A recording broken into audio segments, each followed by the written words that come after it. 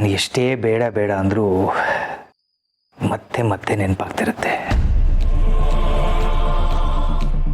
ನೀವು ಮಕ್ಕಳು ಆ ಶಾರ್ವರಿ ಬಗ್ಗೆ ಅಷ್ಟು ಹೇಳಿದ್ರೂ ನಾನು ನಂಬಲಿಲ್ಲ.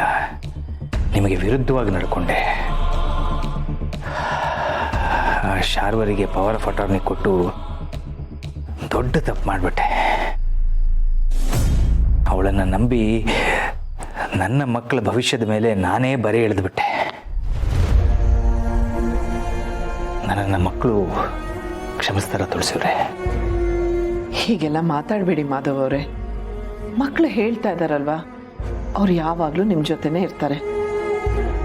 ನಾನು ನಿಮಗೆ ಪದೇ ಪದೇ ಅದನ್ನೇ ಹೇಳ್ತಾ ಇದ್ದೀನಿ. ಮಕ್ಕಳು ನಮ್ಮ ಪಾಲಿಗೆ ಆಸ್ತಿ ಆಗಿರುವಾಗ ನಾವ್ಯಾಕೆ ಈ ಆಸ್ತಿ ಬಗ್ಗೆ ಚಿಂತೆ ಮಾಡಬೇಕು? ಮಕ್ಕಳು ಈಗ ಏನು ಮಾಡಬೇಕು ಅಂತ ಗೊತ್ತಾಗದೆ ಆತಂಕದಲ್ಲಿದ್ದಾರೆ. ಇಂಥ ಟೈಮ್ನಲ್ಲಿ ನೀವು ಅವ್ರ ಜೊತೆ ನಿಂತು ಧೈರ್ಯ ಹೇಳಬೇಕು. ಅದು ಬಿಟ್ಟು ನೀವೇ ಹೀಗೆ ನೊಂದ್ಕೊಂಡ್ರೆ ಮಕ್ಕಳ ಕತೆ ಏನು? ಧೈರ್ಯ ಹೇಳೋಕ್ಕಾದರೂ ನನಗೆ ಮುಖ ಎಲ್ಲಿದೆ ತುಳಸಿಯವರೇ? ನಾನು ಮಾಡಿರೋ ತಪ್ಪು ನನ್ನ ತಲೆ ತಗ್ಸೋ ಹಾಗೆ ಮಾಡಿದೆ. ಖಂಡಿತ ಇಲ್ಲ. ಅಷ್ಟಕ್ಕೂ ತಪ್ಪು ಮಾಡಿದ್ದು ನೀವಲ್ಲ, ಆ ಶಾರ್ವರಿ. ನೀವು ಒಳ್ಳೆ ಕೆಲಸನೇ ಮಾಡಿದ್ರಿ. ನೀವು ಅವಳನ್ನ ಮನೆ ಮಗಳಾಗಿ ನೋಡ್ಕೊಂಡ್ರಿ. ಆದ್ರೆ ಅವಳು ಮೋಸ ಮಾಡಿಬಿಟ್ಲು. ನಾಚಿಕೆಯಿಂದ ತಲೆ ತಗ್ಸ್ಬೇಕಾದವಳು ಮೆರಿತಾ ಇದ್ದಾಳೆ. ಅಂಥದ್ರಲ್ಲಿ ನಾವ್ಯಾಕೆ ಕುಗ್ಬೇಕು? ಆ ಶಾರ್ವರಿ ಮನೆ ಬಿಟ್ಟು ಹೋದ್ರು ಅವಳ ಛಾಯೆ ಇನ್ನು ನಮ್ಮನ್ನೆಲ್ಲ ಕಾಡ್ತಾ ಇದೆ. ಏನೇ ಆದರೂ ನಾನು ಮಕ್ಕಳು ಎಲ್ಲರೂ ನಿಮ್ಮ ಜೊತೆ ಇರ್ತೀವಿ.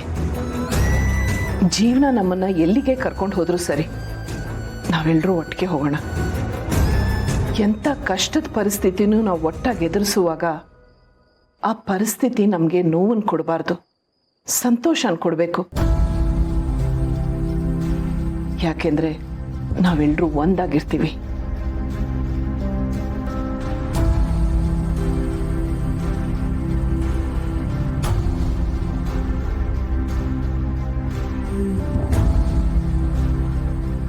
ಎಷ್ಟು ಒಳ್ಳೆ ಮನಸ್ಸು ತುಳಸಿಯವರೇ ನಿಮ್ಮದು.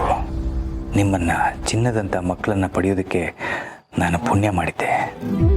ಆದರೆ ನಾನು ಮಾಡಿರೋ ತಪ್ಪಿಂದಾಗಿ ನೀವುಗಳು ಯಾರೂ ಕೊರಗೋ ಹಾಗಾಗಬಾರ್ದು. ಇದಕ್ಕೆ ನಾನೇ ಏನಾದರೂ ಪರಿಹಾರ ಹುಡುಕ್ತೀನಿ.